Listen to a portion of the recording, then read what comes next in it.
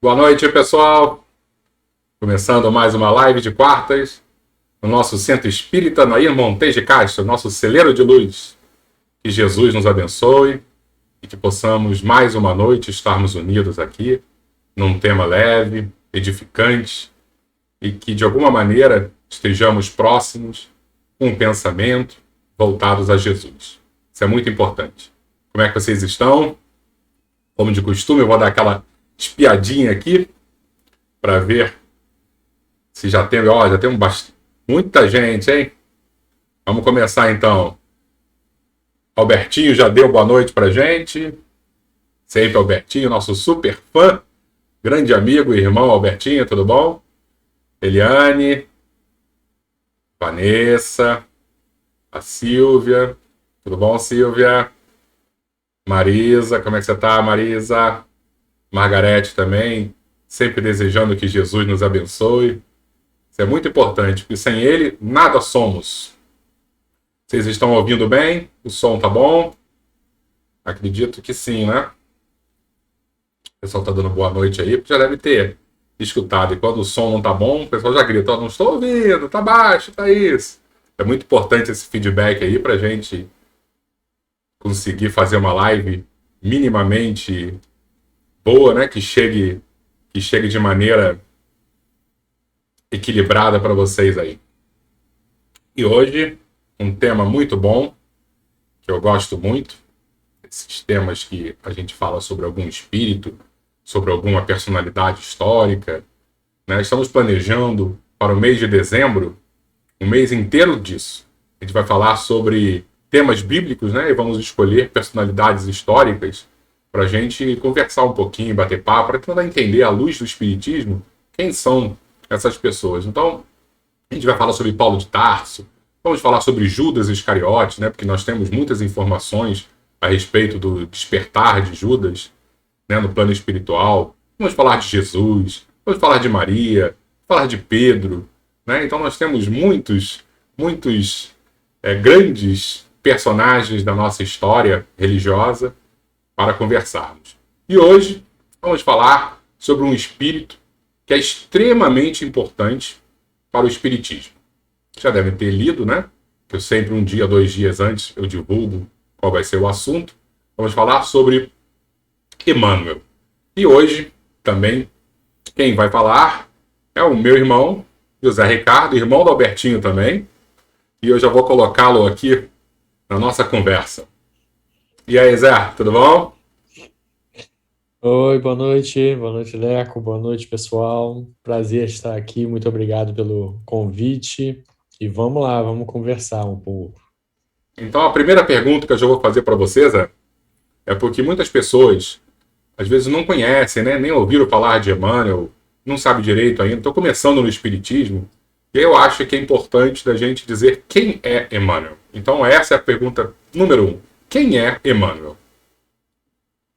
Bom, antes de mais nada, eu queria colocar que qualquer interpretação, posicionamento meu é muito pobre, vai ser muito pobre em relação ao quem é Emmanuel, a complexidade da personalidade de Emmanuel, né? E a gente tenta fazer o máximo possível, extrair o máximo possível dessa dificuldade para apresentar, né? Não só a figura de Emmanuel, como a obra, como toda a manifestação que a gente vê ao longo do Espiritismo, né, principalmente o Espiritismo no Brasil, ligado ao trabalho de Emmanuel. Né? Então, assim, não tem como a gente desassociar Emmanuel do Chico Xavier. Né? Emmanuel surgiu para o Espiritismo no Brasil através do Chico Xavier. Não que ele tenha sido criado naquele momento, né? Mas a figura dele foi publicamente colocada por Chico, né, como seu mentor. Né? E assim, a gente vê alguns pontos principais. Né? O Chico ele relata que a primeira vez que viu o Emmanuel, ele estava com um problema na vista, um grave problema de vista, que a gente sabe da história do Chico, e ele apareceu um senhor, uma fisionomia, um espírito com um semblante mais idoso, e muito simpático, muito resplandecente, e chamou muita atenção do Chico a figura de uma cruz luminosa. E aquilo marcou muito ele. E a gente vê depois um relato muito muito famoso do Chico, do contato em que eles estabeleceram primeiro a relação verbal, né, uma conversa.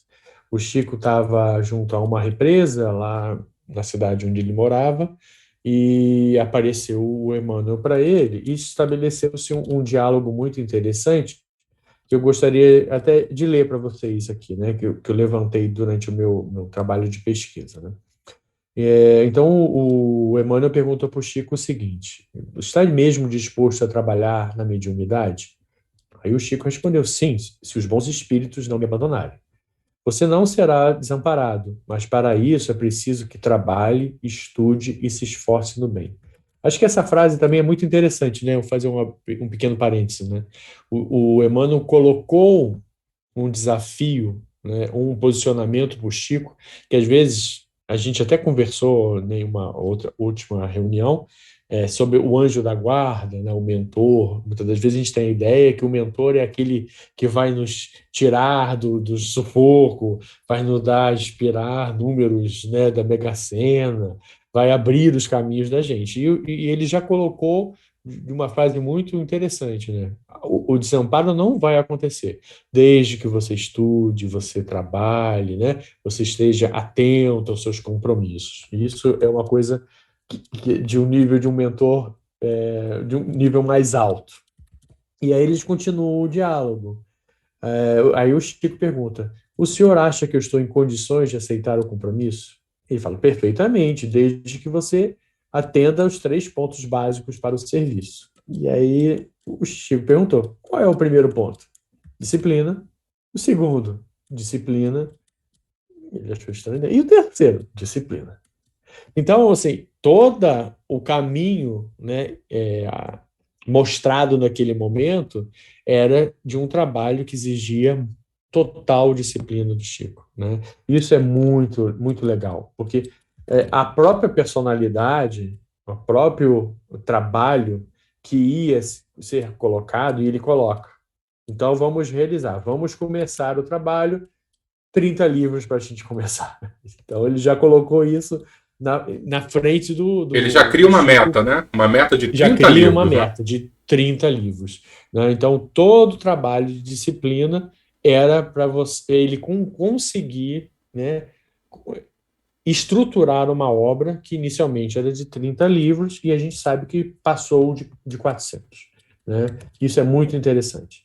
E tem uma outra coisa que o Chico ele relata também do Emmanuel, que mostra a que nível havia a afinidade, né? Porque assim, eu fico imaginando, para o Chico, a presença do Emmanuel se manifestando daquela forma, o Chico não lembrava quem, né, era o Emmanuel, ele não conhecia o Emmanuel, né?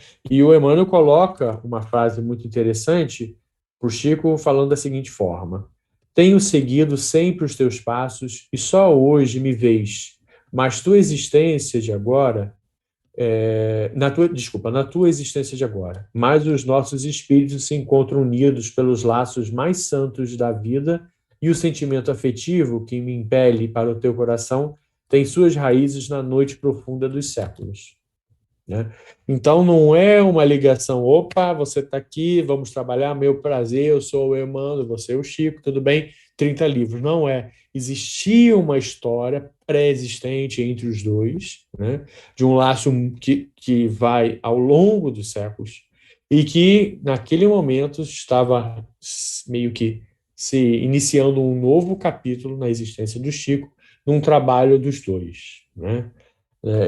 Assim, o significado da palavra Emmanuel é Deus está conosco. Então, assim, o Emmanuel tem uma característica profundamente religiosa, né, ligado ao trabalho junto ao Espiritismo no Brasil, ligado à encarnação de Chico Xavier. Então, E essa Zé, é o primeiro panorama da figura do Emmanuel, né, para gente. e você falou algo bem interessante, né? A respeito dessa ligação, dessa afinidade que o mentor tem, né, com o seu, o seu encarnado, né? O mentor espiritual com o encarnado. E, ao mesmo tempo, quando você olha a história de Chico, né, com aquela mediunidade que é impressionante, é ímpar, dentro do que a gente conhece aí de personalidades, né, que tiveram mediunidade, Chico não conhecia e não percebia esse vínculo com ele. Por mais que ele tivesse visto, né, quem era depois, aí você vai vendo que nos próprios livros que o Chico foi escrevendo, sempre tinha uma mensagem, uma introdução, e que Emmanuel escrevia, e Emmanuel ia dizendo para ele mais ou menos quem era. E aí ia criando, né, dentro do... O personagem Emmanuel ia se apresentando, né? Isso é muito legal, Sim, porque sim. não é assim, Chico já conhece, e ó, eu não vou falar nada, mas eu sei que é o meu mentor, como o Divaldo. Divaldo tinha Joana e ele não sabia quem era. E quando a gente E olha... ficou anos sem saber, E aí, né? quando a gente vai passando o tempo e vai vendo os vínculos entre o mentor e o encarnado, a gente descobre, não, o Divaldo já foi uma filha, foi um filho de Joana de Cusa. Então existem realmente laços e que ficam completamente apagados para a gente. Eu falo isso por quê? Porque às vezes a gente se pergunta quem é meu mentor, quem é meu anjo da guarda, e a gente não tem noção. Mas não quer dizer que a gente não tenha um laço afetivo extremamente forte com ele. E Sim, isso é que é sim. importante da gente também trazer para o nosso dia a dia, né? Porque a gente olha essas grandes personalidades e acha que é uma coisa, mas a gente também é assim, né? Nós temos também nossos mentores que não são no mesmo nível espiritual de Joana nem Emmanuel, mas que existe um laço de afetividade, né? De história com a gente. Então eu fico muito feliz. Eu não sei quem é meu mentor, mas eu sei que existe. Mas ele sabe quem você é. Ele sabe, né? Esse é o problema. Eu fico com vergonha, né? Isso. Eu acho que é justamente isso, né, Leco? É uma grande diferença de informação. O mentor, ele está num outro plano com o livro das encarnações acessíveis, né? E nós estamos num plano material vivendo uma encarnação.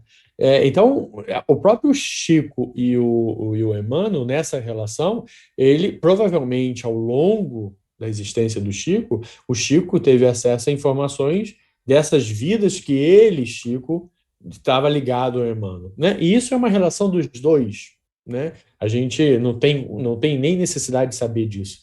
Mas inicialmente, no primeiro contato, você se apresentou, oh, eu sou o Emmanuel, eu fui seu pai assim, assim, assim, você errou assim, assim, assim, então vamos construir uma... É algo tão, deve ser tão perturbador Sim.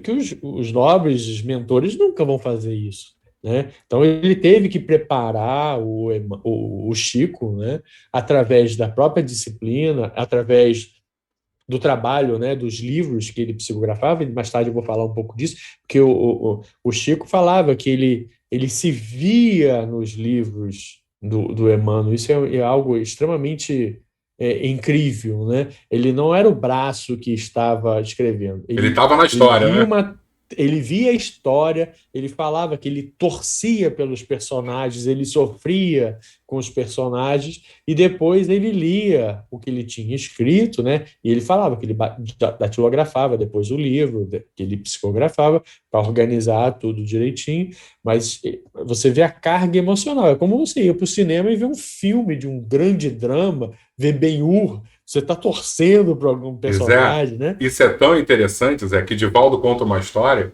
que chegou um momento, quando o Vitor Hugo escrevia através das mãos dele, que ele gostava tanto das histórias e que ele estava começando a influenciar no livro. E aí Vitor Hugo falou assim, olha só, não está dando certo, eu vou começar a escrever o final, depois eu escrevo o início, e embaralhava, porque depois a gente junta isso, porque desse jeito você está atrapalhando. Né? Porque somos seres humanos, né, cara? Sim, sim, sim. E talvez isso seja até um modelo de gravação de filme, né? Eu acho que os atores recebem os capítulos e gravam em ordens diferentes, em contextos diferentes, e só vão ver a história montada no final, né? É óbvio que um artista, muitas vezes, não sei, né? Talvez a influência dele sobre a obra, se ele for de forma linear, possa até acontecer algo parecido com o Divaldo, né? Dele influenciar na atuação dele, torcendo, ou tá pé da vida com o próprio personagem. Então, às vezes, é melhor ele estar fora de ordem para ele ser o máximo técnico e não tão emotivo, ao ponto de influenciar na obra, né? Antes de Isso fazer é muito. a minha segunda pergunta, eu queria só fazer um comentário que também traz para o nosso dia a dia. A gente precisa compreender que por termos essa relação extremamente profunda com os nossos mentores, a gente tem um vínculo de comunicação com ele extremamente estreito também. E às vezes ele fala, mas eu não ouço nada. Bobagem. Por mais que a gente não ouça, de alguma forma a gente percebe o pensamento, a intuição. O grande problema é que muitas das vezes a gente não dá atenção. Né? Porque eles estão o tempo inteiro jogando bons pensamentos, né? Tentando nos ajudar nas escolhas. Não vão tomar as escolhas pela gente, porque respeito o nosso livre-arbítrio, mas intuindo bons pensamentos o tempo inteiro.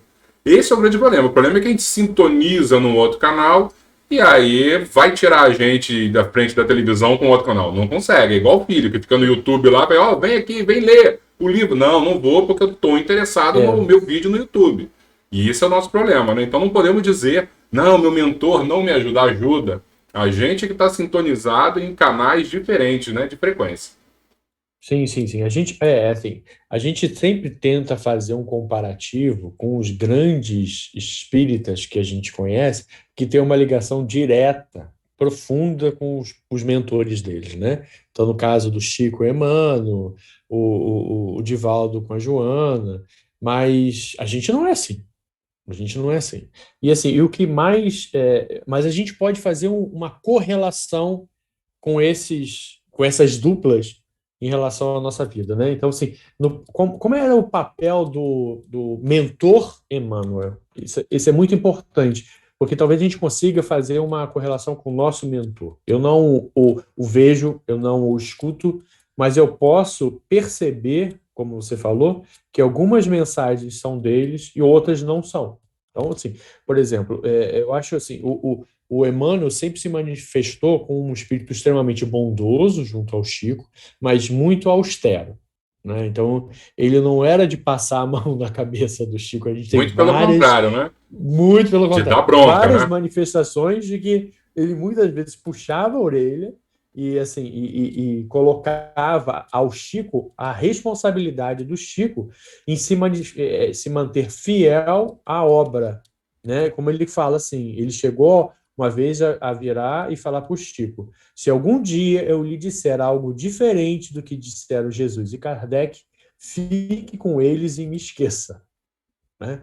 Então você assim, bom, esse é um espírito sério, né? E esse é um espírito que obrigou ao Chico a conhecer Jesus e Kardec, muito antes de ouvir o Emmanuel, porque ele poderia simplesmente, Emmanuel, falar com ele, sim, senhor, vamos fazer. Mas não, olha só, antes de você me ouvir, mantenha as suas convicções, mantenha um estudo, uma atenção à obra de Kardec, ao Evangelho de Jesus, para que, se eu vier a falhar, né, e até se colocando como um espírito que poderia falhar, olha só, eu vou entender, você fica com os dois e me esquece, porque eu não estou bem, eu tenho que me organizar, eu estou falhando na minha obra também, né? Então, o quanto isso representa para nós uma postura assim, olha só, muitas das vezes, quando vir um pensamento que nos coloque na responsabilidade, será que eu estou fazendo certo? Será que eu estou ferindo alguma uma questão do evangelho? Isso pode ser o nosso mentor, realmente.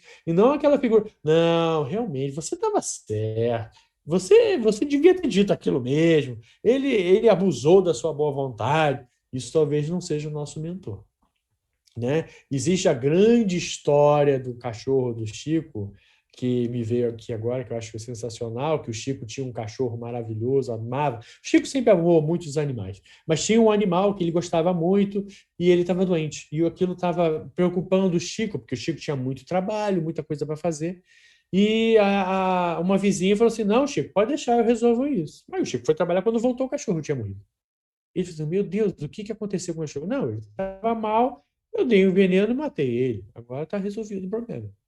E aquilo fez um mal para o Chico absurdo. E ele começou a entrar, provavelmente, num estado de depressão, ou de tristeza, ou de mágoa tão grande, que o Emmanuel virou para ele e falou assim: Chico, você não está bem. Eu estou vendo uma mancha no seu coração aí, você está magoado. O que houve?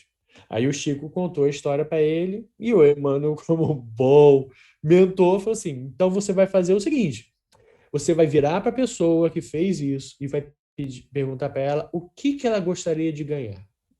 Eu disse, mas como assim? Não, você vai dar um presente para ela. Você vai fazer o bem para essa pessoa ao ponto de reverter essa mágoa. E eu, Chico, assim, tá bom. E aí perguntou para a moça, o que que você gostaria de receber? Ah, Chico, eu tenho um amor, gostaria muito de ter uma máquina de costura. E aí o Chico fez um crediário com maior dificuldade, comprou a máquina, deu para a moça. A moça ficou maravilhosa. Amor, obrigado, Chico, amor. E aí aquela doação para a pessoa que matou o cachorro dele, foi que conseguiu reverter o quadro emocional de mágoa do Chico. Então, assim, você vê a que ponto o Emmanuel desafiava o Chico em algumas posturas, né? Em alguns posicionamentos, atitudes, que para ele poderia ser algo, quase até uma punição, mas era a válvula de escape, como se ele se estivesse libertando das grandes mágoas que a vida às vezes coloca para gente, né? Então, assim, o Emmanuel era sensacional. E é Ele interessante, Zé, colocava. é que, rapidinho, é porque a gente, às Ó, vezes, de fora, a gente fica tão assim, pô, vou ter que ajudar a pessoa que me fez mal, né?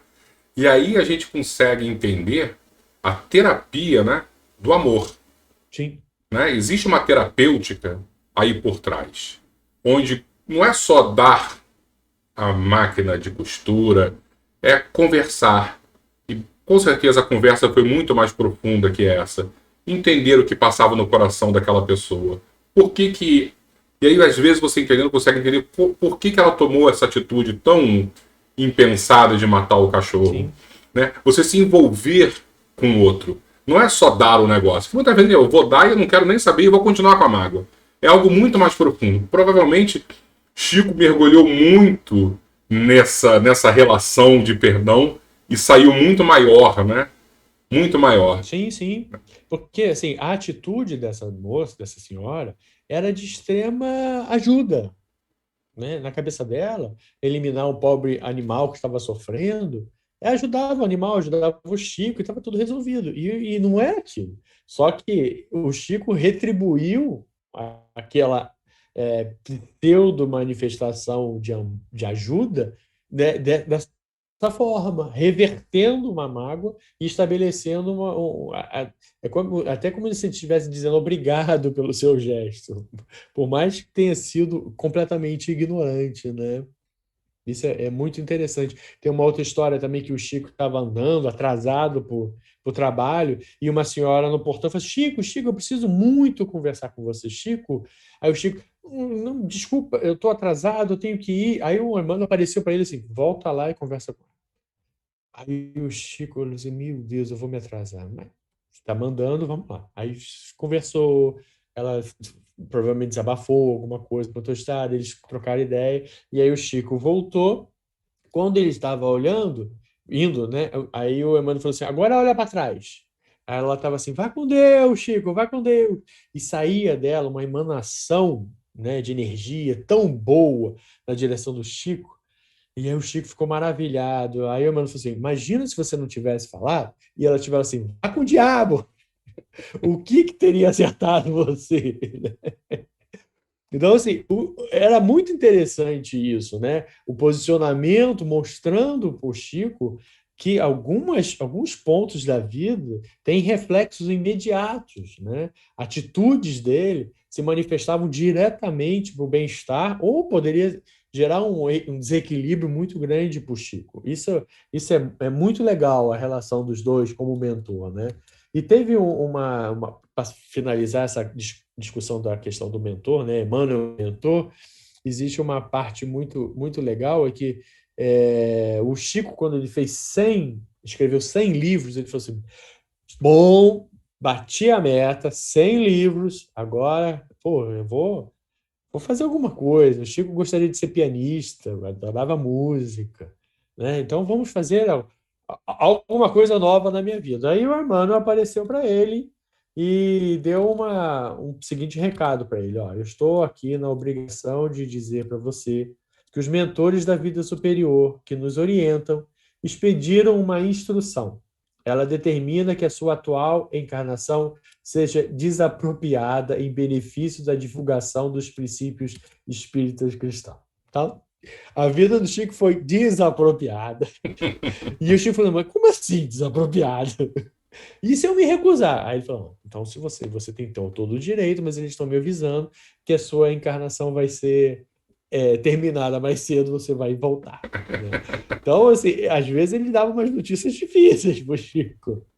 Né? Ele não era de passar a mão na cabeça, ele não é. Eles tinham uma linha de atuação, né? E ao ponto de chegar a desapropriar a vida de alguém. Então, imagina, nosso mentor é muito gente boa. Em nenhum momento ele falou: vou desapropriar a sua vida para que você siga fazendo determinada obra. Ele nos dá a liberdade de sermos gente normal, mas trabalhando na casa espírita em part-time, né? O Chico não teve essa moleza. E Né? o que é interessante, Zé, é que você falou aí que começa um projeto com 30 livros, aí daqui a pouco sobe para 100 livros, e aí chega a quase 500 livros, né? E quando você pega esses 500 livros aí que Chico psicografou, você tem um grupo enorme de espíritos onde ele se vinculou para escrever. E quando você pega Emmanuel, principalmente, ele tem uma gama de livros também e com estilos, né, próprios. Né? Você podia falar um pouquinho como é que é esse estilo literário de Emmanuel? Sim, sim, sim, legal. Essa é uma excelente pergunta, né? Eu fiz uma pequena pesquisa aqui dos livros, né, do Chico. Pelo que eu levantei, são 412 livros, né? Dos 412 livros do Chico, foram identificados 138 com comentários de Emmanuel sobre o Novo Testamento e 441 artigos publicados ao longo de 39 anos nos periódicos O Reformador e Brasil Espírita. Né? Então, assim, dentro da obra do Emmanuel, a gente vê duas grandes linhas. Né? Uma linha extremamente teológica, uma análise profunda do Evangelho, né? Onde a gente tem os clássicos, o Vinha de Luz, por exemplo, Caminho, Verdade e Vida, Pão Nosso e Fonte Viva, e vários outros, mas eu estou colocando de forma muito simples esses quatro, né? Que são livros onde há a passagem do Evangelho e uma interpretação desse trecho, né? E a gente tem uma série de livros que são livros que eu diria como históricos, né? Históricos biográficos. Você tem A Caminho da Luz, que não é a biografia dele, mas você tem uma análise histórica profunda desde a formação do orbe até os dias atuais, e tem os livros que são os livros que estão muito mais vinculados à personalidade, né, do Emmanuel. Talvez o mais famoso seja o Há 2000 Anos, mas tem vários outros, né? A É a gente série tem dos romances dele, né? Onde a ele. série dos romances deles, né? Onde a gente consegue fazer um levantamento mais detalhado das personalidades do espírito Emmanuel, né? Alguns romances estão muito vinculados à figura dele, ele é um personagem principal, e outros ele está lá, ele descreve, ele é um personagem secundário, mas ele está lá, por exemplo, na Renúncia, né? Alcione é a principal, mas ele está lá como um espírito É que o padre, né? acompanha a história dela. É o padre, é o padre. E aí eu vou falar, eu fiz um levantamento das reencarnações dele, né? A gente vou colocar isso aqui na frente. Mas assim, voltando um pouco mais à questão da obra teológica, assim, aí é uma interpretação minha, né? Para mim, o Emmanuel um dos espíritos que mais conseguiu traduzir o pensamento crístico. Né? Então, é uma obra realmente muito profunda. Não é uma obra, é óbvio, a gente tem que ler, mas não só ler, tem que estudar, tem que meditar. Né? E Não basta vivenciar, né? você. E no último estágio, vivenciar, né? O último estágio, né? Mas assim, tudo, como a educação básica, né? Você estuda, relê, discute, internaliza, para depois conseguir viver no automático, entrar no automático, né, do pensamento. Que aí o teu pensamento também muda, entra numa vibração, que é a vibração daquele entendimento, que muitas das vezes, e a gente sabe, né, que as parábolas de Jesus têm um significado, uma metáfora, que muitas das vezes Jesus colocava para o grande público e para os discípulos ele esmiuçava, ele dizia exatamente o contexto, que ele queria dizer naquela história, né? E o Emmanuel faz muito bem isso, ele coloca muito bem a questão dos pequenos trechos, você às vezes vê uma frase e ele coloca um ensinamento ali que é assim, meu Deus, de onde vem essa brilhante interpretação? É porque realmente é um espírito muito vivido, né, ao longo das histórias que a gente tem. E assim, e existe também uma ligação muito grande do Emmanuel com Paulo de Tarso, né? Numa das minhas pesquisas aqui também, eu vi que um senhor coloca, e aí eu vou fazer uma interpretação, não estou falando de forma doutrinária, né? Mas faz muito sentido para mim que o Paulo de Tarso ele meio que assumiu o papel de mentores de espíritos muito inteligentes, mas que ainda estavam equivocados em relação ao Evangelho. Que se você colocar a figura do senador, né, romano, que foi o Emmanuel, o Publius Lentulus, né, que teve o contato direto com Jesus, mas mesmo isso não significou uma conversão imediata dele, a figura do Paulo de Tarso como mentor do Emmanuel é muito factível. Né? E isso também se mostrou de alguma forma possível através da psicografia do Paulo Estevão, né? Porque até onde a gente sabe, o Chico recebeu a história de Emmanuel e o Emmanuel meio que fez a Chico era o ponte médium de entre Emmanuel e Emmanuel era o médium de era o Paulo, né? médium de Paulo de Tarso, né? Então, essa comunicação se deu através dos três, né? Então, imaginando que Paulo de Tarso pode ser realmente um dos mentores, né, espirituais do Emmanuel, né, e se manifestando nessa obra magnífica, isso é realmente muito possível, né? E aí, assim, para emendar um pouquinho essa questão da obra, eu queria colocar assim, as encarnações de Emmanuel, que a gente tem notícia da obra dele, né? Então, a primeira encarnação que diz do Emmanuel, né, conhecida pela gente, diz que ele nasceu no século 9 antes de Cristo. O nome se chama Simas, era um grão sacerdote do templo de Amon-Ra, da antiga cidade egípcia de Tebas. Então você já vê, assim, se era um sacerdote egípcio, o quanto de conhecimento, né, já existia na alta cúpula, né?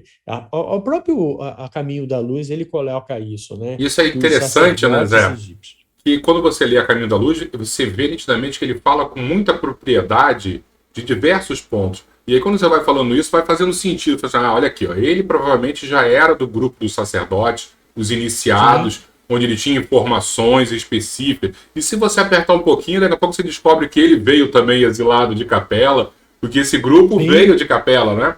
O grupo sim, dos pode ser, egípcios, pode ser. né? A gente já falou isso em outras lives. E aí a gente começa a Sim, entender realmente por que essa grande capacidade, principalmente intelectual. E ele não estava sim, competindo com o cidadão da Terra. Era um cara já de outro plano, né? De vibração, mas com a moralidade ainda baixa, né? Tanto que há 2000 anos a isso. gente vê que ele não era nenhum grande. Porque quando você olha olho no olho de Jesus e escolhe o poder de Roma, né? Ele não era o nada evoluído ainda, né? Exatamente, né? E ao ponto, assim, quem leu a obra é muito forte essa descrição, porque ele cai de joelho, né? É Ele muito cai de joelho impactante, para um né? homem que ele não conhecia, né? Que não significava aparentemente nada para ele. Ele estava numa situação difícil familiar, ele cai de joelho, se não me engano, aos prantos, mas mesmo assim ele não, quando ele se recompõe lá, Não, ele ele fala não assim, se "Bom, converte, ele não se converte. eu tenho muito a perder", ele tinha muito a perder, né? Então, voltando um pouco, né? Antes dessa encarnação, ele já tinha sido um cônsul romano chamado Publius Lentulus Cornelius Sura, Acho que é né? o avô dele, né? Contemporâneo que era o bisavô Era o dele. bisavô dele, né? Eu lembro Era o dessa bisavô história no dele. Ele se livro. reconhece. Ele, no livro, no início, Ele sonha, né? Ele depois que sonha, né? ele sonha, exatamente. Então, assim, quando ele volta romano ainda, ele volta como senador, né? Que era a elite do Império Romano. E ele já tinha passado como cônsul, né? Então, nesse contexto, que eu acho que é a principal obra, né?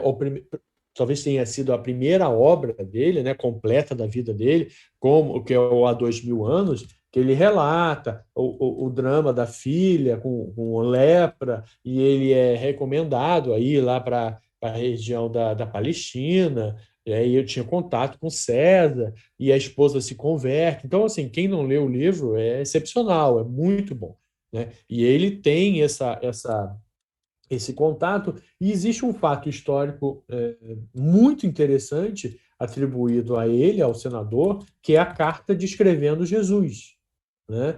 Que seria um documento, acho que talvez o único documento oficial conhecido, que descreve como era Jesus. Eu tenho aqui a carta, até tá aqui na minha frente, deixa eu até mostrar muito rapidamente, que ele fala. Ele diz assim, ó. Ele diz que tem no meio da sua fronte uma linha separando os cabelos na forma de uso dos nazarenos, seu rosto é cheio, o aspecto é muito sereno, nenhuma ruga, nenhuma mancha, uma cor moderada. E o que eu acho que é mais interessante, ele fala do olhar, o olhar de Jesus, que isso deve ter marcado muito ele, né? Quando ele teve o contato com Jesus. Seu olhar é muito afetuoso e grave. Tem os olhos expressivos e claros. O que surpreende é que resplandece no seu rosto como os raios do sol. Porém, ninguém pode olhar fixo o seu semblante, porque quando resplende, apavora, e quando ameniza, faz chorar. Isso é muito forte, né? Então, assim, a descrição física de Jesus, né? Atribuída a E ele. isso Então, essa. e eu acho que mais impressionante ainda, ele está escrevendo isso para Tibério César, o imperador. O cara falou assim, ó, Exatamente. isso aqui eu estou escrevendo.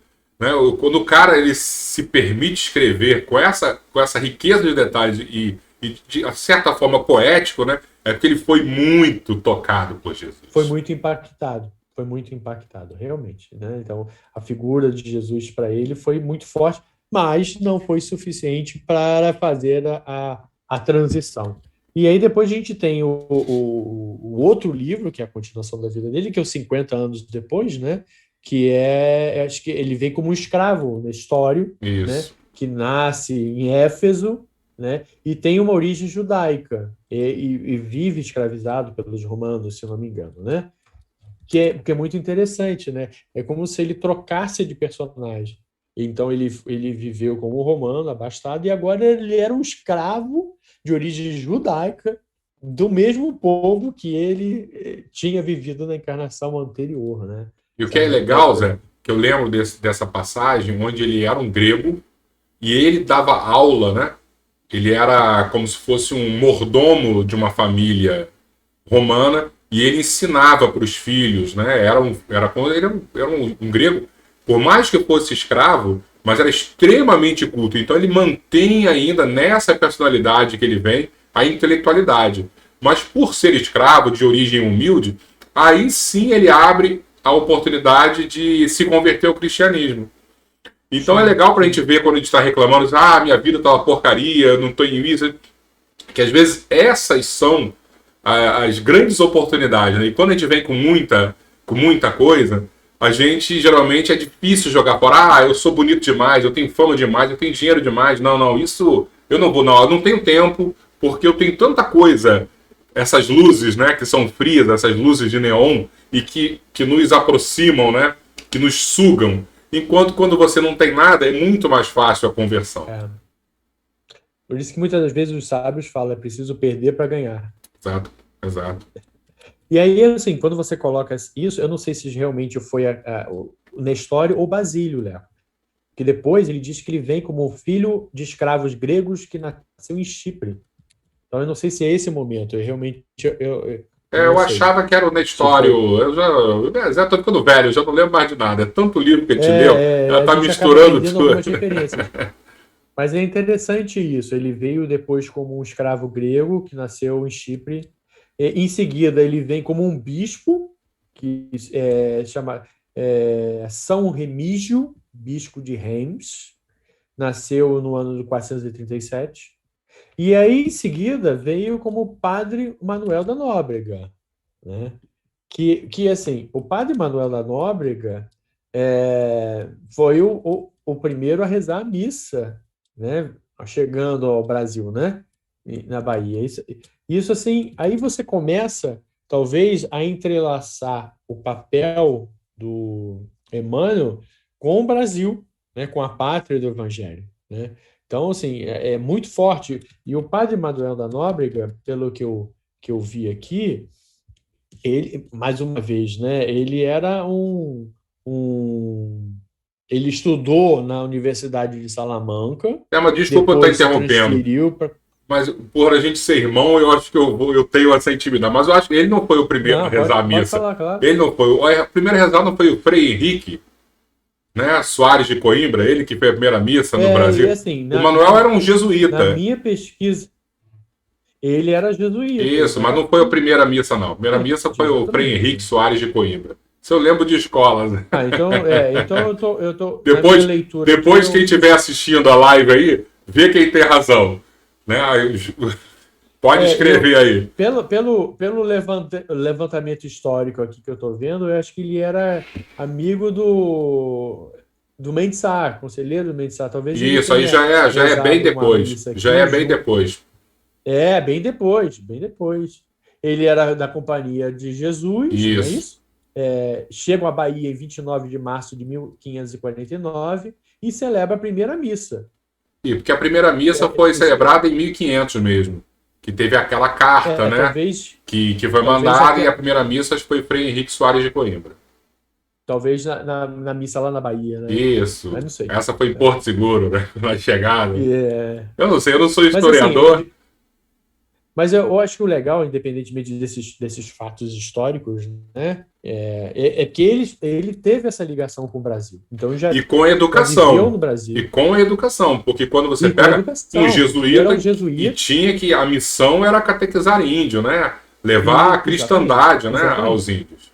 É isso. Deu início ao catequese dos indígenas.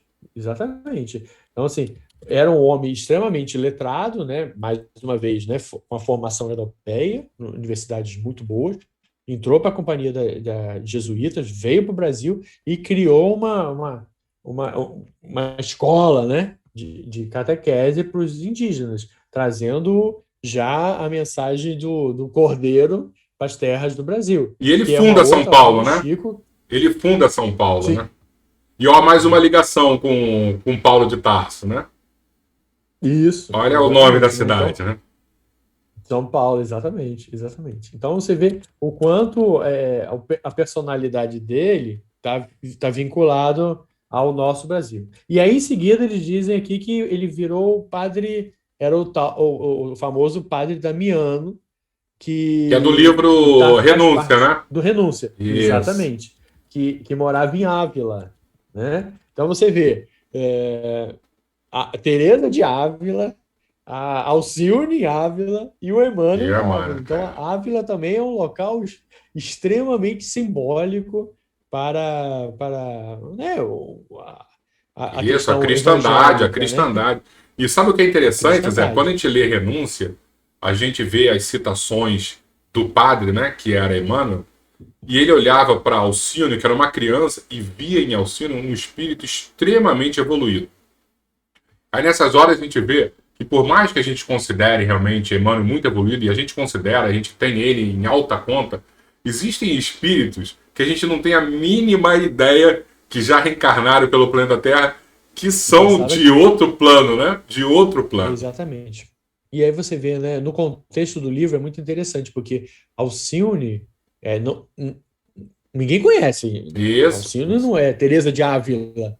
E ela veio de uma instância, realmente, ela poderia ter ido para um outro mundo, um mundo feliz, e veio para ajudar um grande amor da vida dele que estava com problema, passou uma vida de dificuldades e provavelmente retornou, e a gente nunca saberia se não fosse a obra do Chico. A descrição, né, do Emmanuel. E o Emmanuel teve a felicidade de conviver com ela, né? Orientava ela, fazia o culto, eles faziam um culto no lar, ela interpretava os textos evangélicos, né? Regularmente com ele, e ele descreve a história dela para gente de uma forma muito, muito legal. A história é Então, eu vou fazer só muito uma bonita mesmo. pausa aí, E Zé. ele, Só para dizer, ó, a gente já falou de há 2000 anos, 50 anos depois, Paulo Estevão, e agora a gente está falando de renúncia. Então, renúncia, esses aí são grandes clássicos desse papel, né, dos romances de Emmanuel. Então, quem quiser, quem tiver sim, curiosidade, pega esses livros. Eu sugiro começar por Paulo Estevão, que, para mim, eu acho que é o livro de Chico o melhor de todos. é Né? verdade. E aí depois lê há 2000 anos, aí volta fazendo. E sem esquecer também de Ave Cristo, porque Ave Cristo também é um desses romances, né, da série Romances de Emmanuel, que é também maravilhoso. Eu me lembro de ler o Há 2000 anos, realmente a gente lê chorando, e é tanta coisa tão forte, né? Os eventos da vida dele, da esposa, né? Certo? Todo um E contexto fora é isso, impressionante. quando você pega, aí desculpe a brincadeira, eu vou fazer um capial do interior de Minas, que era Chico, né, escrever É isso? detalhes tão profundos históricos. A gente não está falando assim de um romance genético, a gente está falando assim. Aí de repente, aí ele cita como era a rua, a fonte lá de Roma 2000 anos atrás. Hoje em dia, aí fala, hoje em dia não é mais assim, assim, assado. Mas naquela época era assim, tinha uma praça. É algo impressionante a riqueza de detalhes. E o próprio livro Renúncia teve um grupo que fez uma pesquisa e aí vasculhou a vida dos personagens da época da França. Aí depois eles foram para a América, que teve um grupo que veio aqui para a América, e aí vasculharam. E aí tinham. Essas pessoas existiram. Então não era assim, o Chico criou aleatoriamente. Né? O Chico era uma potência mediúnica, né? É. Eu tive a felicidade de visitar Ávila e eu só pensava na Teresa e na Alcione. E no padre Damião. Eu falei, meu Deus, eu estou passando por onde eles viveram. Caramba! E é uma cidade, assim, medieval, né? Provavelmente a época era mais medieval ainda, porque você ainda tem os muros e a cidade cresceu um pouco para fora. Mas é sensacional você passar por um contexto onde parte do teu conhecimento, da tua leitura, né, aconteceu na cidade. Você, né, você passa por ali e meio que tenta absorver aquela história ao vivo, né? É muito, muito legal. Agora, deixa eu E aí fazer uma tem duas pergunta. outras. Isso, eu ia fazer. Porque eu lembro que tinha uma que ele nasceu, já nasceu no Brasil, né? Sim, ele diz aqui, né, que ele foi, antes de nascer no Brasil, ele foi um padre, Jean-Jacques Tourvilliers, que no período do século XVIII na França, e ele, na época da Revolução Francesa, e ele fugiu à ferocidade da Revolução, indo morar na Espanha, onde ele viveu até a morte. E em seguida, ele teria sido Padre Amaro, Isso, o padre. um Tem até um livro, não padre. tem lembranças do Padre Amaro? Esse eu não li, não, mas eu acho é, que tinha um. Talvez tenha, Leco, eu não conheço. Isso para mim foi até um pouco de novidade também. Que ele foi um sacerdote católico, bem humilde, que viveu entre os séculos 19 e 20, no estado do Pará. Posteriormente veio para o Rio de Janeiro, onde se dedicou à pregação do Evangelho, tendo inclusive tido contato com Bezerra de Menezes. É algo realmente que eu não conhecia, não E sabia. eu já li que E isso foi importante para ele aprender o português brasileiro, né? Para ter esse. A missão dele era essa também, né? Você dentro dessa nova personalidade, ele ter contato com o nosso português para facilitar a comunicação com o Chico.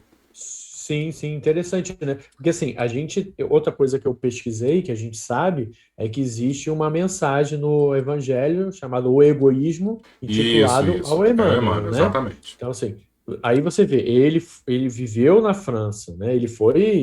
Fugiu da França para a Espanha. Então, ele teve uma personalidade francesa, uma personalidade espanhol, já tinha passado um pouco pelo português Espanha, porque ele era Salamanca, Uhum. né? Como padrão da Nóbrega, e por último ele veio como um padre vivendo no Pará, depois do Rio de Janeiro, consolidando, como você falou, a questão da língua, né? A língua portuguesa. E se vinculando, provavelmente, por algumas outras encarnações agora ao Brasil, né? E aí, deixa eu fazer uma perguntinha que já está no final. Fofocas de Além Túmulo. Ele Fofocas de reencarnou? Alentor. Ele reencarnou?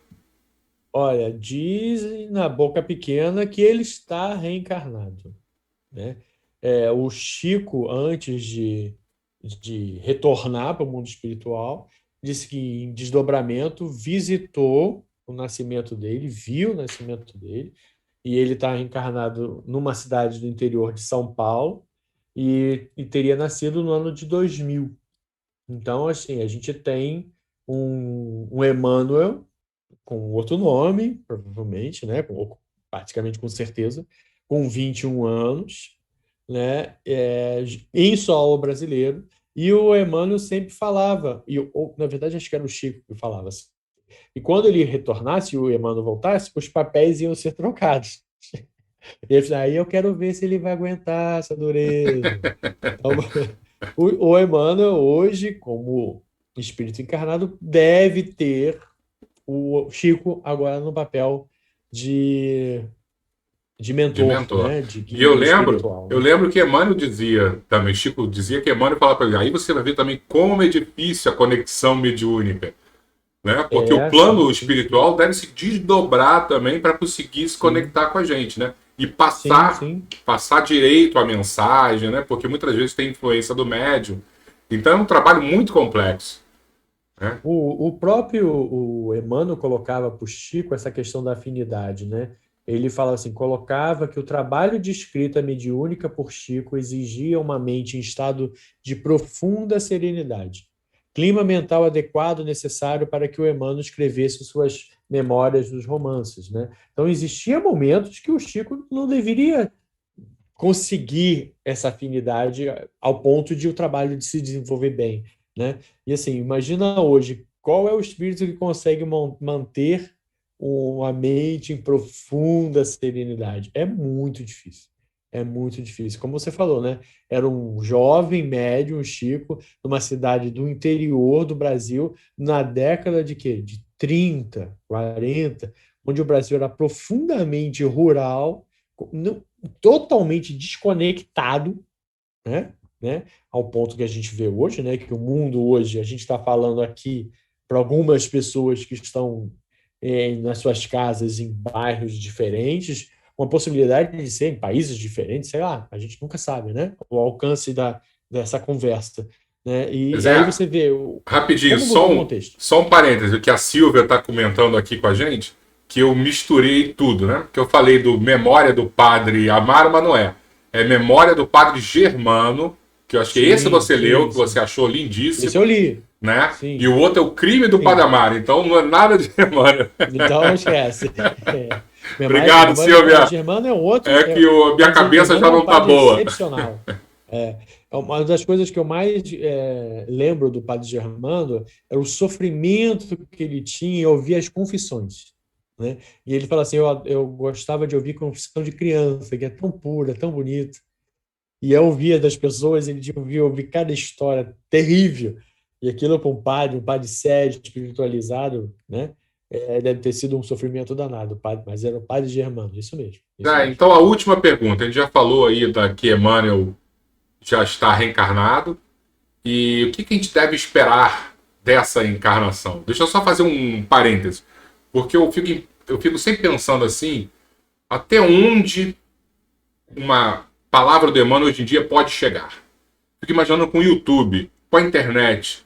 né, um espírito com essa capacidade, né, intelectual e espiritual, onde isso pode chegar. Né? Se a gente, você vê nitidamente aqui, a gente consegue falar alguma coisinha e a gente cria um grupinho que as pessoas gostam, não estou dizendo que nós somos evoluídos, mas que a ferramenta do YouTube nos permite, né, falar um pouquinho, trocar. Aí eu fico imaginando grandes espíritas, né, grandes religiosos, onde esses caras vão conseguir chegar. Isso é muito importante a gente vislumbrar.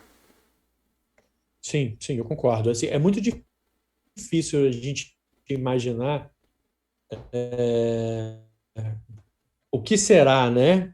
Os próximos passos do Emmanuel encarnado.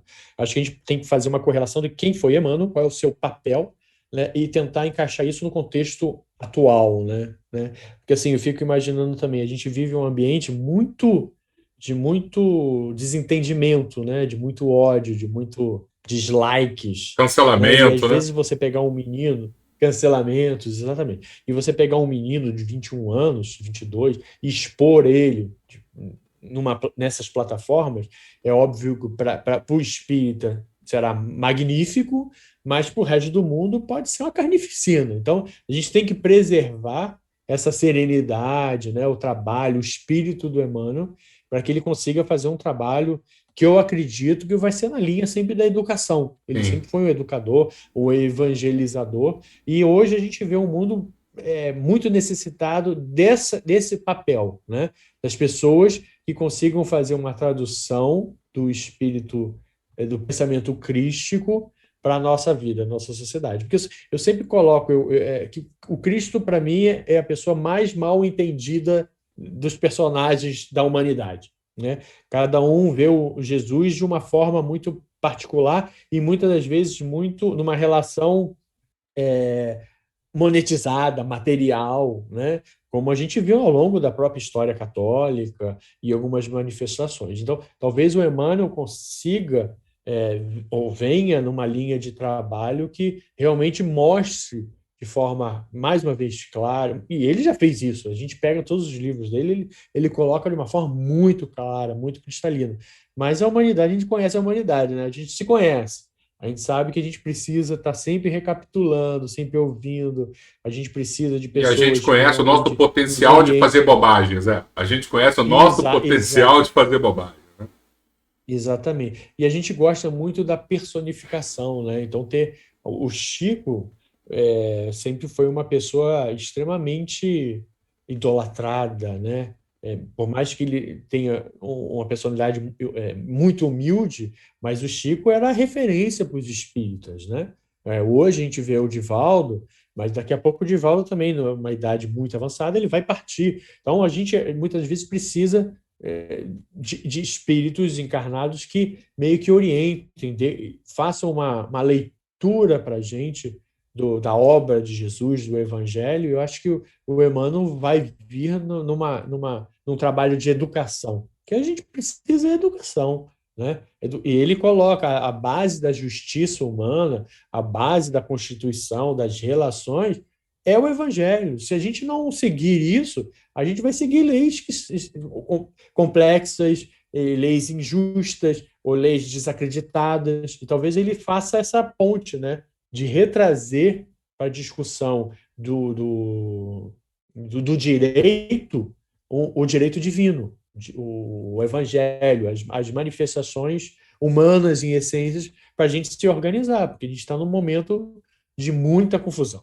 Mas isso vai passar também. Ele sempre no livro dele ele coloca isso, né? Que o planejamento divino é que o mundo evolua, queiramos ou não, isso Isso. vai acontecer. O nosso trabalho vamos fazer parte desse mundo ou vamos para uma outra dimensão, outro mundo, uma outra esfera, como ele coloca no Caminho da Luz, o pessoal vindo de Capela, né? Como uma forma não só punição, mas upgrade de um mundo que estava começando. Mas para quem veio era uma punição. Então a gente tem que se reeducar, né? Mudar a forma de pensar, mudar a forma de ver o próximo, de encarar a nossa vida, as dificuldades, para que a gente possa passar essa transição da melhor forma possível, né? Que isso vai acontecer. Tenho fé nisso. Obrigado, Zé. Muito bom. Chegamos aqui já uma Eu que hora de agradeço. live. Espero que o Calma que pessoal não tenha acabou. gostado. Eu vou pedir uma oração sua Ah, meu para a gente Deus. fazer uma prece final, né? Aí você me emociona. E lembrando que a minha aposta para Emmanuel é ele seguir a linha do Cristo Consolador. Amai-vos e instruí-vos. Ele, como um grande educador, ele vai trabalhar muito nisso, mas em primeiro lugar vai ser a caridade. Sim, sim. E assim, se realmente o Emmanuel vir com o Chico como mentor, nossa, é uma dupla dinâmica. Esse é um bate-me-hobby mesmo da gente. Vamos lá, Zé. Faz a prece final, por Vamos favor, fazer. tá? Vamos fazer Obrigado essa mais uma vez, meu prece. irmão. Muito obrigado pela paciência de vocês.